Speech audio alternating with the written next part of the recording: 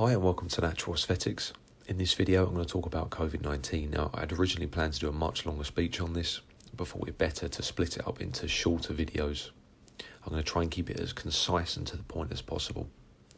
Just to clarify that my opinion on this is I do not believe COVID-19 is causing thousands of deaths worldwide. I've come to that conclusion for a number of reasons that I'm going to go into over the next few videos. Now this video focuses on misleading headlines, statistics, and change to the coding for cause of death. If you can look here through these headlines, of which there are hundreds, that claim a patient died with COVID-19 or after testing positive for COVID-19, but it specifically doesn't say they died from COVID-19. Now for me that's a big difference, and it's used to further promote hysteria because most people won't pick up on the connective words in between the keywords of a headline. It's also used to prevent liability of saying something that isn't true. These news articles really help to manipulate the perception of the public. You have to remember that you're only getting one side of the information if you're only watching or only listening or reading the mainstream media. It's controlled by very few entities, so you're not going to be exposed to the alternate information, of which there is a lot out there. There are scientists, clinicians, doctors, professors that disagree entirely with this whole scenario in terms of the lockdown to the testing protocol used. The gold standard of actually identifying a disease, isolating it and replicating it within different people has not been used for COVID-19. The testing itself as well, actually touted by its creator to not be effective in determining the cause of death. A statistic I read stated that the sensitivity of the test ranged from around 13 to 85%. So how can that be an effective way of measuring the amount of a virus in someone and whether that's enough to cause certain side effects or even death? Especially considering the complexity of the vast majority of these cases, where people have underlying diseases, more often than not multiple underlying serious diseases. The analysis to determine cause of death within these circumstances would often take days or even weeks for the coroner to produce a report. This just isn't happening. But this is information to cover within a different video. I'm going to try and keep it as concise as possible. Before we move on to look at these next few sheets, I'm going to say that what I think is happening, amongst other things, is essentially the manipulation of statistics. So if you look here at this first sheet, it's a comparison between March 2020 and 5-year average of certain diseases. It's the age standardised mortality rate per 100,000 people. So we've got dementia and Alzheimer's, heart diseases, coronavirus, chronic lower respiratory diseases, and cerebrovascular diseases. Now they're all lower in March 2020 than the 5-year average. For me, really, this is sowing the seed of what's to come in April in terms of the manipulation of statistics, taking away death rate numbers from other diseases and essentially blaming them on coronavirus. Now, I believe this is actually quite easy to do, especially when you change the coding for the death certificate and you take into mind the compartmentalisation of these institutions. In general, people just doing their job. They don't really question what's going on. And it's my opinion, if these people were dying in a different year, last year or the year prior, then it would be a different cause of death. That's why the statistics for other disease death rates are lower this year. Moreover, if we look at this sheet here, these are all slides from official Gov website. Point 4 and 5, the ICD-10 definitions are as follows: COVID-19 U07.1 and U07.2. We'll come back to that in a second. And at the bottom, a death can be registered with both COVID-19 and influenza, and pneumonia mentioned on the death certificate. Because pneumonia may be a consequence of COVID-19, deaths where both were mentioned were counted only in the COVID-19 category. Because the testing is not deemed to be that efficient, it means that more people that would, in more normal circumstances, died of pneumonia, that would have been the cause of death, is now more easily attributed to COVID-19. The next slide is from the World Health Organization, and it details the differences in the two emergency use ICD codes for COVID-19. So the first one is U07.1, and that's used to diagnose COVID-19 that's confirmed by laboratory testing. The second code, U07.2, is where the virus is not identified. Laboratory confirmation is inconclusive or not available. Both of those, however, can be used for mortality coding as cause of death. So in the previous graph that I showed you, both of those codes were used in the total statistics, the total number of deaths that have been caused from COVID-19. How accurate is that? What's the percentage of U07.2 compared to U07.1? That's what I'd like to know. How can we be sure when the laboratory confirmation is inconclusive or not available? I mean, all common sense here is being avoided. So the next slide is from an Excel sheet grabbed from ons.co.uk, so they're all official websites. It's in the notes section.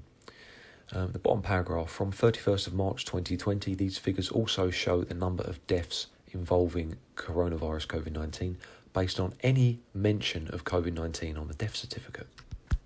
Moreover, look at the second paragraph here, which is also from the same Excel sheet. For deaths registered from the 1st of January 2020, cause of death is coded to the ICD-10 classification using Muse 5.5 software. Why has this software suddenly changed? Has it made it easier to determine COVID-19 as a cause of death? Don't you think it's a bit of a coincidence that after all this time it's changed this year? Now this next slide is straight from the cdc.gov website, and it's a paper that was released to introduce the new ICD code for COVID-19 deaths.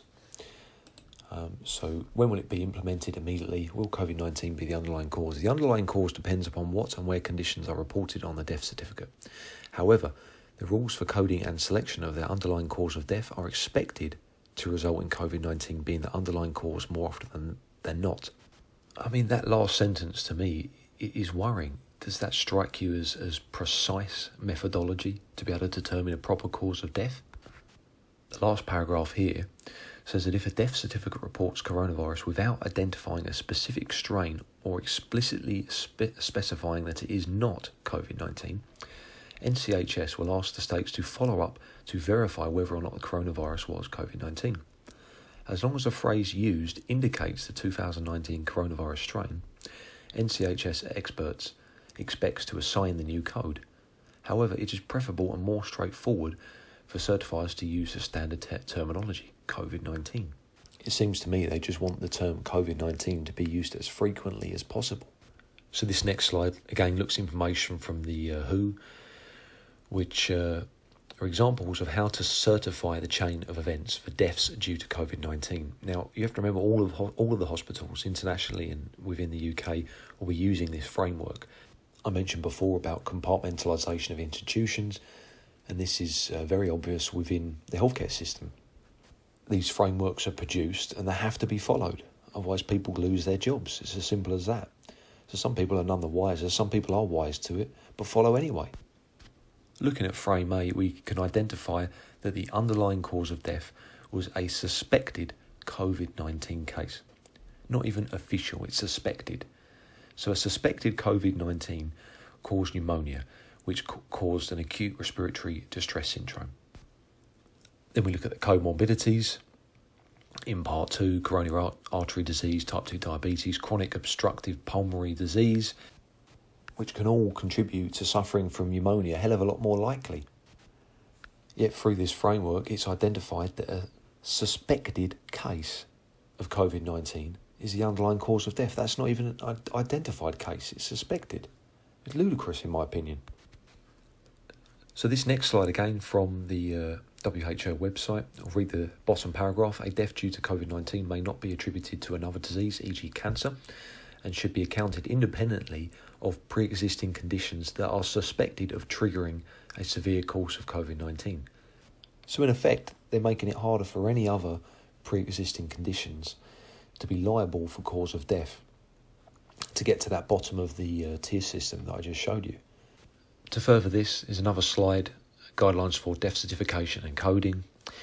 And it mentions that because of the intense public health requirements for data, COVID-19 is not considered as due to or as an obvious consequence of anything else in analogy to the coding rules applied for influenza. Further to this, there is no provision in the classification to link COVID-19 to other causes or modify its coding in any way. I'll carry on at the bottom paragraph now. The purpose of mortality classification brackets coding, is to produce the most useful cause of death statistics possible. Useful to who?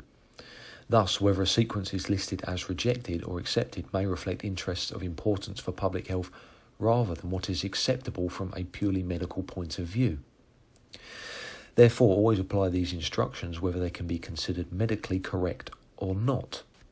Individual countries should not correct what is assumed to be an error, since changes at the national level will lead to data that are less comparable to data from other countries and thus less useful for analysis. I mean, that's pretty damning in itself, isn't it? Surely. So all of this really comes back to the testing. If you can't produce an accurate and reliable test, then how can you produce accurate and reliable data? The following slides highlight how there are clear and obvious trends that show over the last few years ill health has increased massively. Childhood pneumonia cases, flu being the underlying cause of death, increasing over the last few years. Respiratory disorders causing death over the last few years. In the UK, 82,601 deaths contributed to respiratory system diseases. Death rate statistics in general going up over the last 5 years or so. This is down to a number of reasons that I can highlight in another video.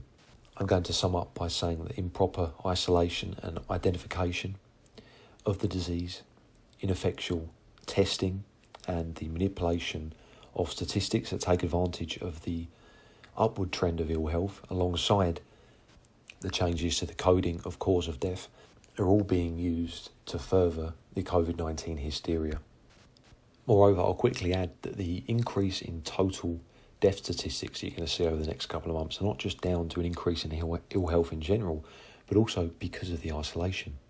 Think about the ramifications of health that this has on people, both physically and mentally. Negative energy creates negative emotions. That creates physiological diseases. I don't think people realise the impact of negative energy. It's also a lot harder to get sunshine and exercise, a lot harder to be seen by a GP, to get a referral to a specialist for, a health worry that you may have, harder to get medication for a disease you may have already. You can see that by the two slides here. This is just a really, very small, quick example of this. Think about the effects that this is going to have on the NHS in the future. I mean, it's going to crash it far quicker than any COVID-19 pandemic, in my opinion. It's going to cause a hell of a lot more deaths in total. These aren't the only points that have caused me to come to the conclusion that I have. There are many other factors that I've taken into account, and I'll discuss some of these in the oncoming videos. So what are your thoughts on this, guys? I'd like to know your opinions about this topic. If you enjoyed the video, or at least gained something from it, then please give it a thumbs up. Very helpful. Subscribe to see more videos, and yes, I'll still be doing natural bodybuilding videos, of course. Stay strong.